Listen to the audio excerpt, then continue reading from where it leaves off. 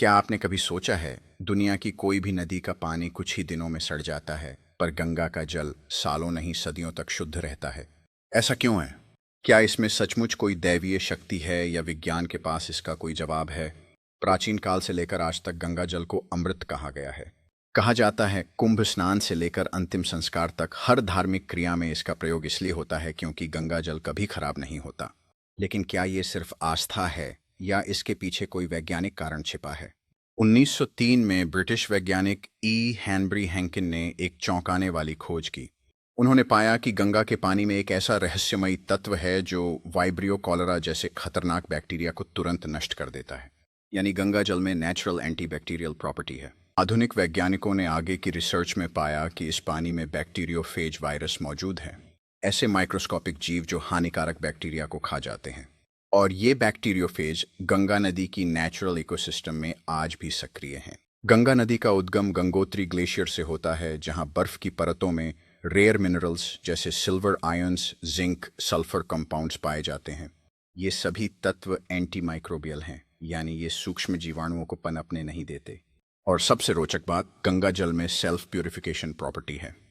जब गंगा के पानी को आप किसी दूषित पानी के साथ मिलाते हैं तो ये खुद उस गंदे पानी में मौजूद जीवाणुओं को नष्ट कर देता है। ये क्षमता किसी दूसरी नदी में नहीं पाई गई। भारत में आज भी लोग गंगा जल को तांबे के कलश में रखते हैं और सालों बाद भी उसमें बदबू नहीं आती, काई नहीं जमती और ना ही सड़ता है। कई वैज्ञानिक मानते हैं कि तांबे, कॉपर और गंगा जल की केमिकल सिनर्जी एक तरह का नेचुरल स्टेरलाइजेशन इफेक्ट बनाती है। विज्ञान मानता है कि गंगा जल की ये अद्भुत क्षमता उसके जल स्रोतों की विविधता, glacial minerals, rare micro organisms और लगातार बहते जल के ऑक्सीजनेशन प्रोसेस से आती है। यानी ये दैवीय और वैज्ञानिक चमत्कार दोनों का संगम है।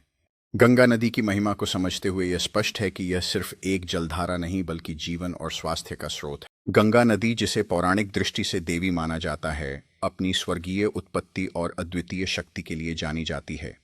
गंगा के प्रवाह में शिव की जटाओं की शक्ति समाई हुई है जो इसे और भी अद्वितीय बनाती है।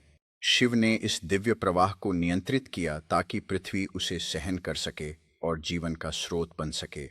इसलिए गंगा को देवी का दर्जा दिया गया है, जो सिर्फ जल नहीं बल्कि जीवन का प्रतीक है।